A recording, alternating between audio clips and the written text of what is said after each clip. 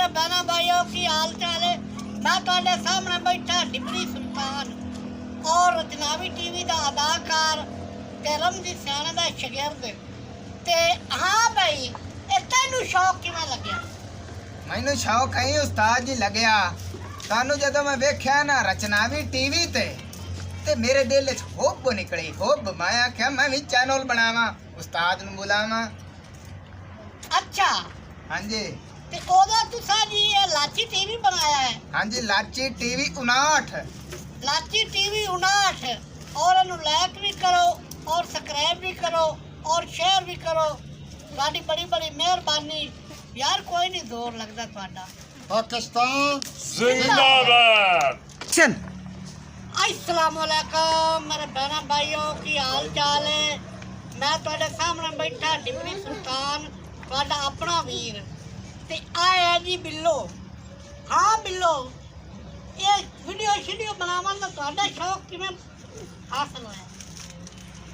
किवें होया? तुहानू देख के सानू शौक लागे दिल च भी असीं भी तेरे तरह वायरल होसा है। असीं भी तेरे सानू भी दुनिया वेख सी, सानू भी शौक लागे तेरी वीडियो वेख के। अच्छा मेरी वीडियो वेख के तुसी आख्या भी असीं भी वायरल होसा है, हाँ। सानू भी लोग वेख सैन। ते मुड़ तुसी वायरल होए। अजी तक तो कोई नहीं।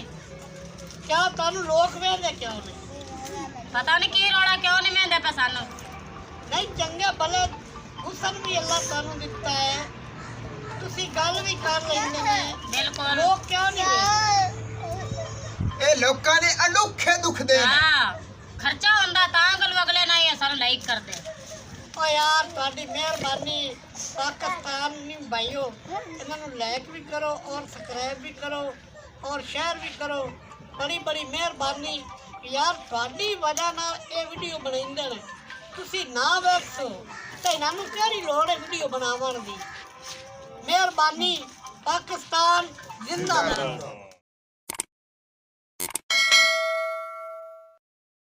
हमारी मज़ीद ऐसी फ़नी वीडियोस देखने के लिए सब्सक्राइब करें लाची 59 और बेल आइकन को प्रेस कर लें ताकि हर नोटिफिकेशन सबसे पहले आपको पहुँचे।